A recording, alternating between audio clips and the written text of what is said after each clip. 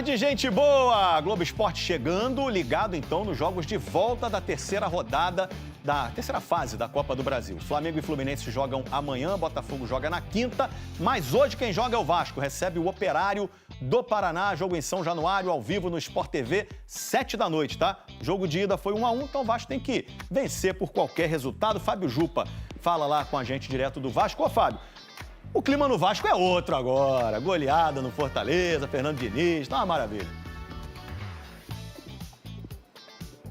Astral renovado, Escobar. Boa tarde para você, boa tarde a todos.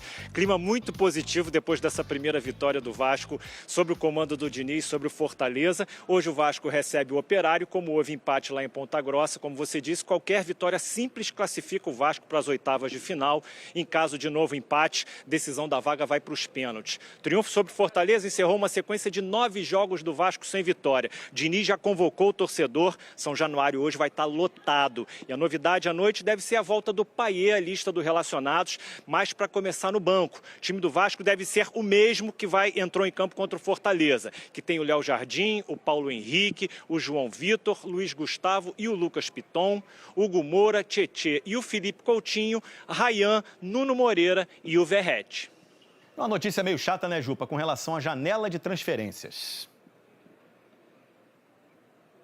É isso, ontem o Vasco sofreu um transfer ban da FIFA, uma punição que impede o clube de inscrever novos jogadores pelas próximas 3 janelas. O motivo foi uma dívida de cerca de 25 milhões de reais com o Nantes da França pela contratação do Adson. O Vasco já está recorrendo e acredita que vai conseguir reverter. O argumento é de que o clube está sob um regime de recuperação judicial, portanto está impedido de quitar dívidas com os credores. E segundo o Vasco, essa decisão deve ser mantida. Outro motivo de otimismo: nesses casos, a FIFA reconhece as legislações nacionais, portanto o Vasco estaria coberto. A única permissão que o Vasco tem é de quitar luvas e premiações atrasadas de seus jogadores. Nos próximos dias deve sair essa resposta da FIFA e aí a gente vai saber, Escobar, qual vai ser o comportamento do Vasco nessa próxima janela de transferências. É isso aí, vamos aguardar. Fábio Jupa, a notícia com lupa. Um abraço para você, querido. Pedrinho, presidente do Vasco, já falou que o time está entre os 8 melhores elencos do Brasil, né? Recentemente, o time não estava lá essas coisas, mas aí veio essa vitória sobre o Fortaleza e Pedrinho afirmou. O que faltava? Uma pessoa como o Diniz. Esse ano, quando eu usei a frase que nós estávamos entre os 8 melhores elencos do Brasil, eu falei confiando em vocês. E eu acho que faltava, com muito respeito a todos que passaram aqui, uma pessoa como o Diniz e a sua comissão, que conseguisse botar isso para fora. Fala aí, fanático vascaíno, fanática vascaína. Que alegria encontrar você aqui nesta terça-feira, dia de Copa do Brasil, dia de jogo do Vasco às 7 da noite. Então já chega deixando aquele like, que é o V da vitória, V do Vasco, aqui embaixo, para a gente começar em alto astral, lá em cima, o nosso vídeo, o nosso Café Vascaíno. Comenta a tua expectativa, o teu placar para logo mais, porque é um jogo difícil diante da equipe do Operário em São Januário. Então vamos juntos? E claro, se inscreve no nosso canal. Gente, é muito importante deixar o like, comentar, se inscrever no canal se você não é, ajuda demais o nosso trabalho. Bom, já de imediato com essa imagem aqui, ó, Verratti, o maior pontuador da Flash Score. Exatamente. E entrou na seleção da rodada também. O artilheiro do Campeonato Brasileiro, Verratti, que chegou a 50 gols, impressionante marca em 101 jogos com a camisa do Vasco, e ele está brilhando. A cada 2 jogos, ele deixa um na rede adversária. No último sábado foram 2 no Fortaleza. Verratti realmente é um jogador muito identificado com a torcida do Vasco, ainda não tem um título e é o tipo do jogador que merece ter o carimbo de ser campeão pelo Vasco da Gama. Porque dentro de campo, o Verratti se entrega de corpo e alma. Pode ser que tecnicamente deixe a desejar em algum momento, mas ele é muito importante para a equipe. Liderança técnica, liderança positiva junto aos jogadores, representatividade e referência. E um detalhe, quando se fala em referência, não necessariamente você imagine que seja aquela bola sempre lançada nele. Não, ele também é um cara para poder atrair a marcação, abrir espaço para outros jogadores. O Diniz falou muito bem isso na coletiva. Disse que, quando perguntado sobre o estilo do Verratti, se encaixaria no esquema do Fernando Diniz, falou, cara, é um baita jogador, um grande atacante, argentino, fuçador, artilheiro, é como eu gosto de ter um jogador assim, como é que eu vou abrir mão de um cara que faz gol? E é óbvio, e o Fernando Diniz é muito inteligente para isso, e o próprio Verratti para entender que em determinados jogos, em determinadas situações, pode acontecer mudança, o Verratti sair para a entrada de um outro jogador na função, se o Vasco ali na frente contratar, ou até mesmo um Ryan jogando de falso 9, por que não? Buscar variações. Mas no jogo com Fortaleza, já houve variação de jogadas para o Verratti, e não necessariamente centralizadas as jogadas no Verratti. Com essa movimentação do Verratti, com o Nuno, muito bem também contra o Fortaleza, aparecendo bem o próprio Coutinho, eu acredito que hoje a gente possa fazer um grande jogo em São Januário. O torcedor com certeza irá ao estádio e vai para apoiar o time do Vasco. Falar do técnico Fernando Diniz, né? Porque eu fiz um vídeo ontem no Café, isso também no Café, como agora nós estamos falando do Café, ontem foi no Café Vascaíno.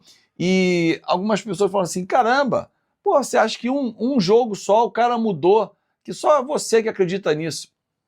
Amigo, deixa eu falar para você que desacredita nessa informação e do conhecimento que eu tenho ao longo dos meus 25 anos de carreira.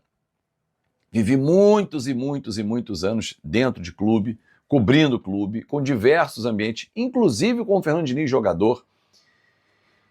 E o vestiário é um ambiente que o campo reflete muito o que é o vestiário.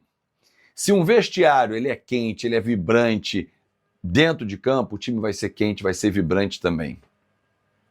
O grande desafio do técnico Fernando Diniz, e isso algumas pessoas internamente comentam, ontem inclusive encontrei um grande vascaíno também, que falou isso, cara, já trabalhei com o Diniz, não é fácil ele manter essa temperatura elevada porque ele é lá em cima, então assim, é uma tarefa difícil. Manter os atletas energizados o tempo todo, ligados o tempo todo, no 220 mesmo.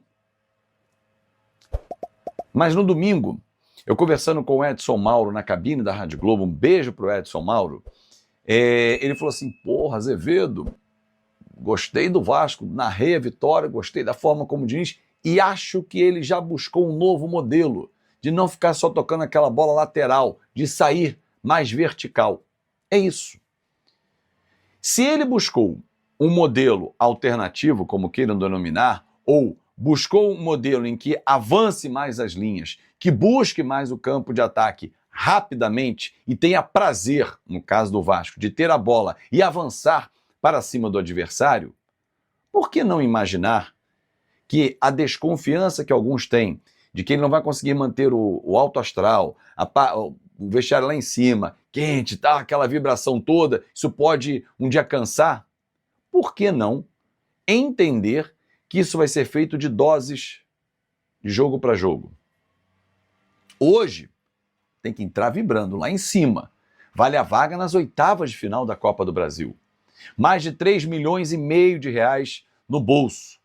Só que além disso tudo que eu já falei, que seria já de suma importância para o Vasco da Gama, vale para o time dar mais uma resposta ao torcedor que vinha de 9 jogos perdendo ou empatando, quer dizer, 9 sem vencer, e venceu bem o Fortaleza, que aquele jogo do Fortaleza não foi um ponto fora da curva.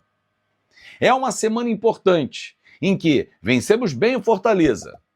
Se avançarmos bem hoje contra o Operário, com uma vitória convincente, com uma atuação bacana, sem sofrer sustos, como foi com Fortaleza, e a gente vai para o clássico com o Fluminense como? Lá em cima, com o astral grandão. E aí, meus amigos, o clássico ele é medido dentro de campo. Ah, mas a gente não vai ter o Coutinho. Eles também estão cheios de desfalques. Não tem o Cano, não tem o Facundo Bernal, não tem o Nonato. Eles têm problemas também. Mas o Vasco precisa entrar ligado hoje. Conseguir mais uma grande atuação diante da sua torcida. Dar mais uma resposta. E aí, depois sim, mirar no Fluminense. Se essa sequência ela for positiva e com grandes atuações, aí vai ser um prenúncio realmente de um ano bem diferente do que a gente vinha observando. Mesmo que, e eu concordo com muita gente que fala isso, e eu já falei isso aqui diversas vezes, O elenco do Vasco não é ruim. É um elenco mediano para bom. Peças que poderiam render e que não estão rendendo. E eu espero que com o Diniz elas consigam render. Só para fechar, uma última informação, o Atlético Paranaense sondou a situação do Jair, que tem contrato com o Vasco até o fim do ano. Porém, o Jair tem um altíssimo salário no Vasco. Há uma discussão se entra-se num acordo para poder fazer uma rescisão ou um pagamento meio a meio. O Vasco tem uma dívida com o Atlético Paranaense, abate, enfim, as negociações prosseguem, não pararam. Vai fazer falta ao Vasco? É um bom jogador, porém hoje sem espaço. Para mim, o Esforça, que é um ativo mais valioso, se bem trabalhado e nas mãos do Diniz, pode render frutos, eu apostaria no Esforça, para a função que hoje seria para o Jair. Um grande abraço, galera, e até mais tarde, 6h15, a gente abre a nossa transmissão com muita alegria, muita informação e, claro, bom humor para você se divertir aqui no Fanático Vascaíno. Tchau, tchau! Atendendo a um pedido do técnico Fernando Diniz, a diretoria do Vasco da Gama iniciou conversas com os representantes do atacante Luciano, atualmente no São Paulo. O jogador, que já trabalhou com Diniz no Fluminense e no próprio clube paulista, é visto como uma peça importante para reforçar o setor ofensivo cruzmaltino. Luciano tem contrato com o São Paulo até o fim de 2026, e sua multa rescisória gira em torno de 2,5 milhões de euros, aproximadamente 12 milhões de reais na cotação atual.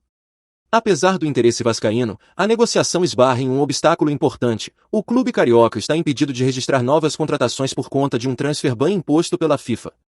A punição está relacionada a uma dívida com o Nantes, da França, referente à negociação do atacante Adson. Para avançar nas tratativas e, eventualmente, viabilizar a chegada de Luciano ou de outros reforços, o Vasco precisará regularizar sua situação com o clube francês. A diretoria trabalha nos bastidores para resolver a pendência o quanto antes, visando dar ao técnico Fernando Diniz as peças desejadas para a sequência da temporada. Bom torcedor cruzmaltino, agora eu quero saber de você. O atacante Luciano seria um bom reforço para o Gigante da Colina? Coloque sua opinião nos comentários, não sei se você sabe. Mas sua opinião é muito importante para o Vasco. A qualquer instante eu volto com mais uma notícia do Gigante da Colina.